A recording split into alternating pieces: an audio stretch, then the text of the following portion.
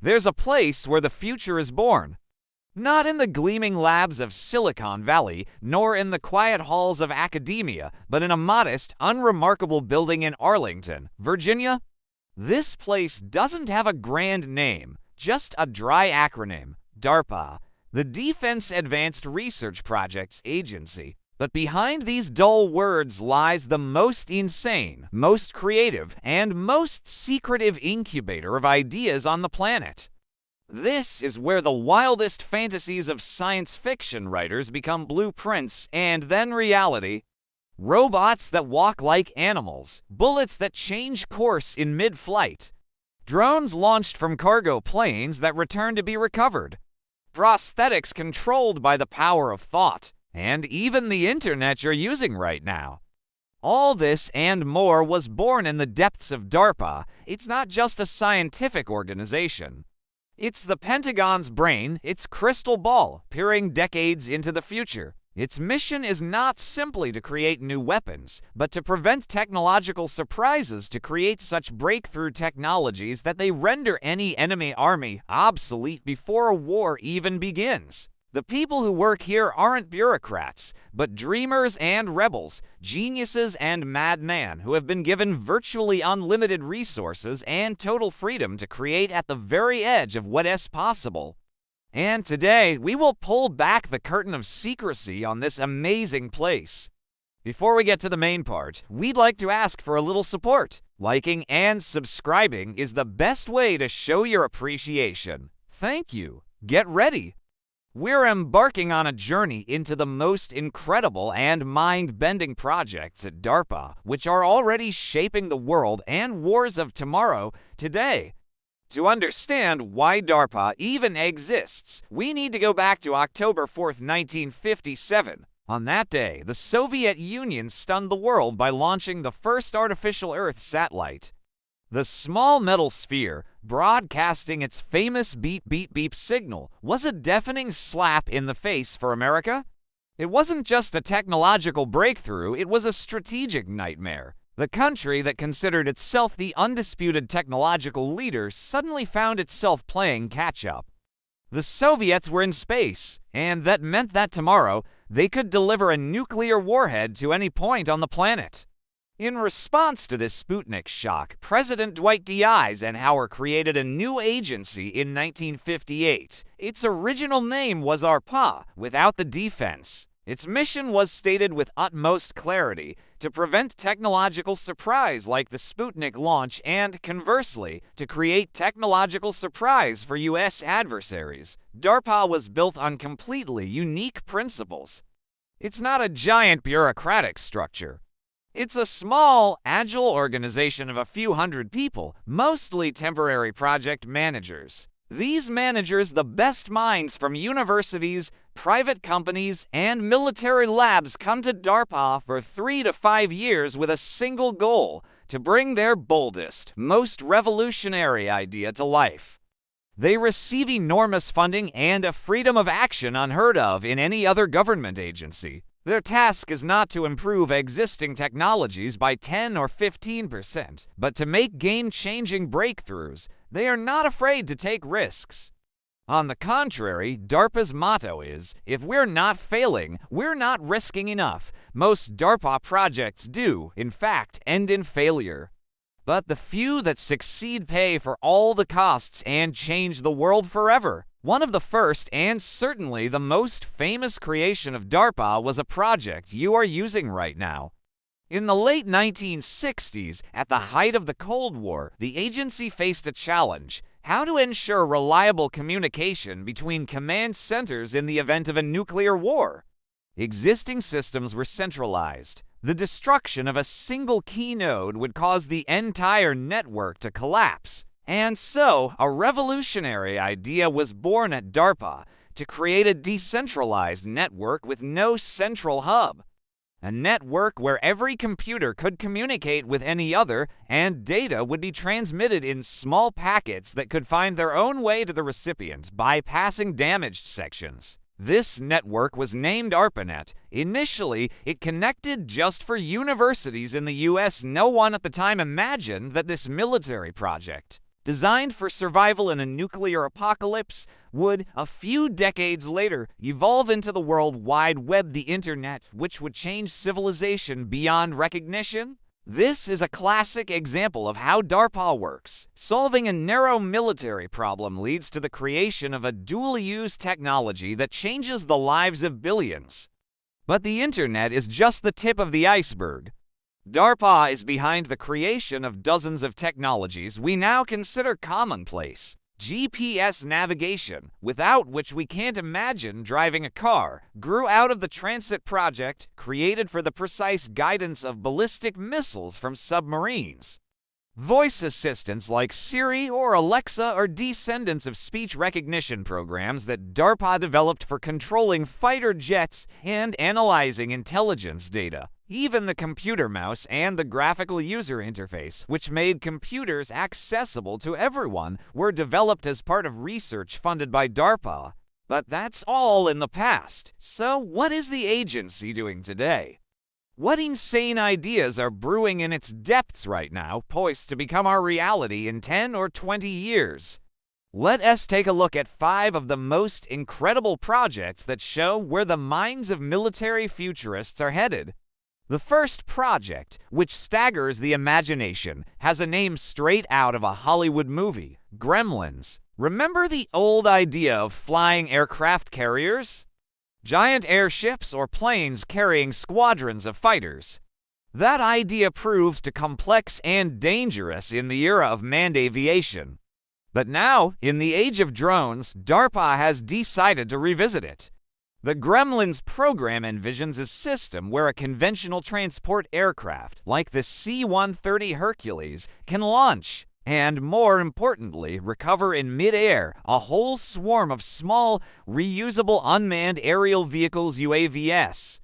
Picture this: a transport plane operating at a safe distance from enemy air defenses releases dozens of Gremlins. These drones, equipped with sensors, electronic warfare systems, or even warheads, fly deep into enemy territory, carry out their mission, be it reconnaissance, jamming radars, or destroying targets, and then return to their mothership. A special robotic arm, deployed from the transport, catches them in the air and pulls them inside. Within hours, they are refueled, rearmed, and ready for another mission.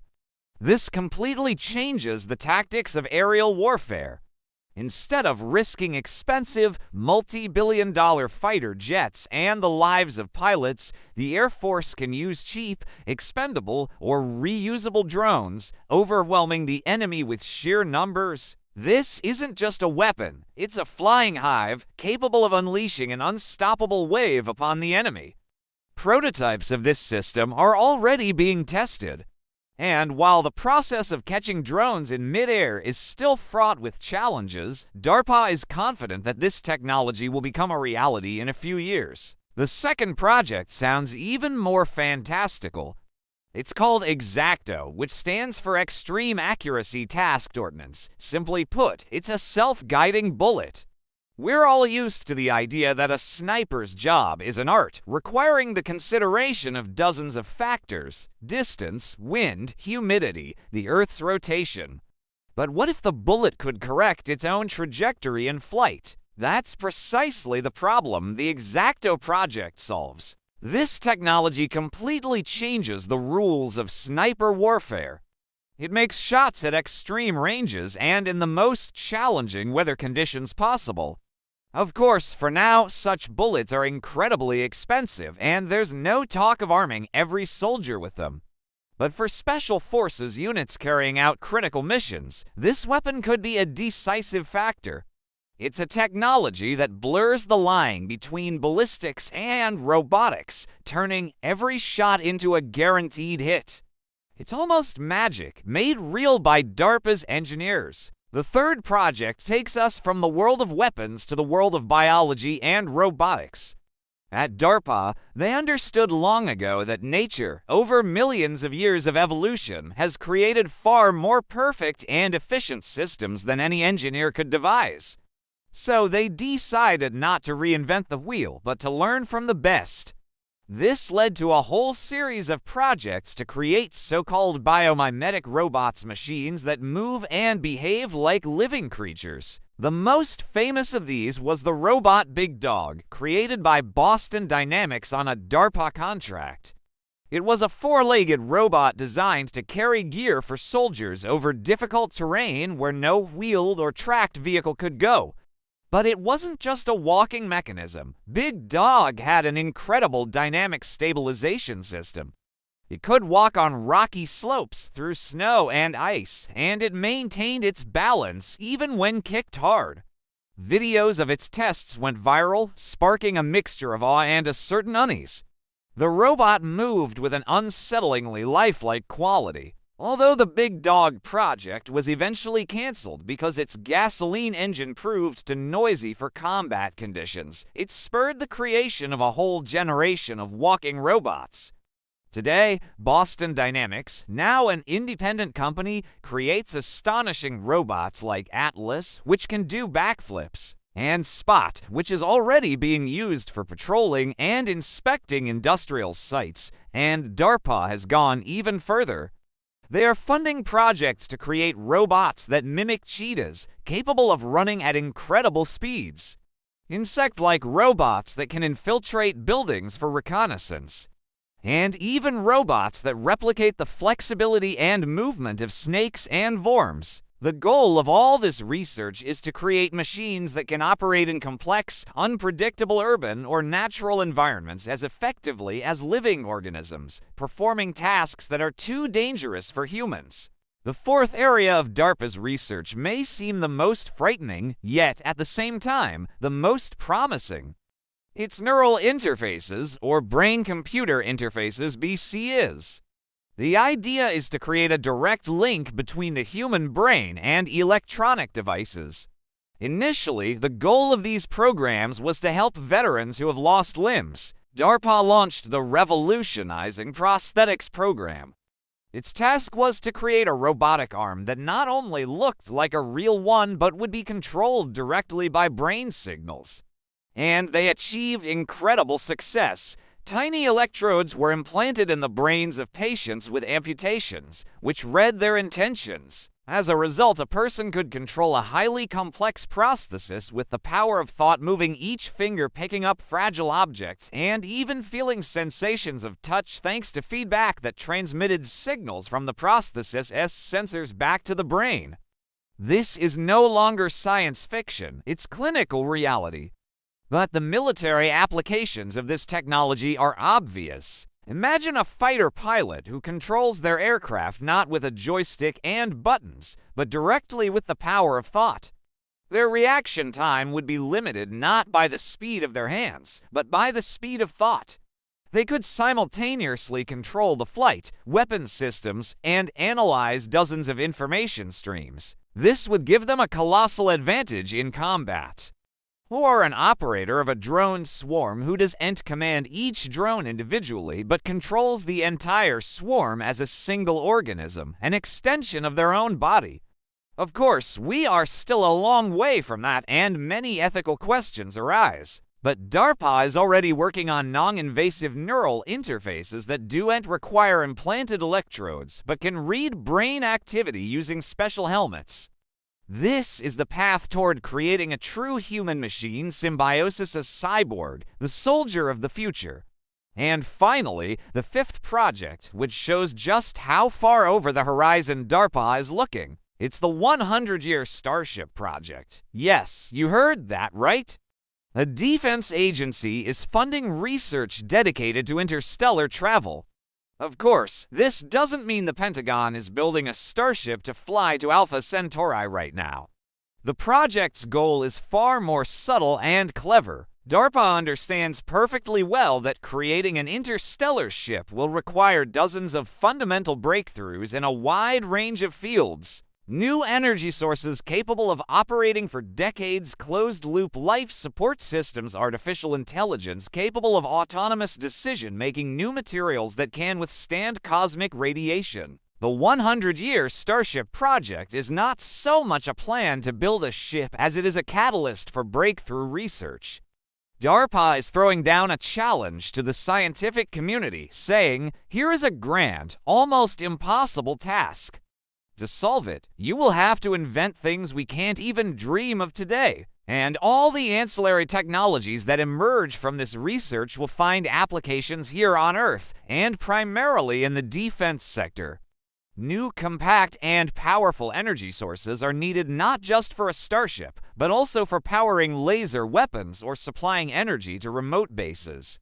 Ultra-reliable life support systems will be useful for submarines or sealed bunkers. Thus, under the guise of a beautiful and inspiring dream of the stars, DARPA is stimulating the creation of dual-use technologies that will ensure America's technological superiority for decades to come. This is an example of strategic thinking at the highest level. They aren't just solving today's problems. They are investing in ideas that will bear fruit in 50 or 100 years, shaping a future we can't even imagine yet. That is DARPA, a place where the impossible is just a statement of work, where the boldest dreams become reality and the future is created every day. And while many of their projects will remain on the drawing board, the few that break through into the real world will continue to change our civilization in ways we are only beginning to comprehend. Your support, including liking and subscribing, is very important to us. And don't forget to click the bell icon to stay up to date and never miss our new videos.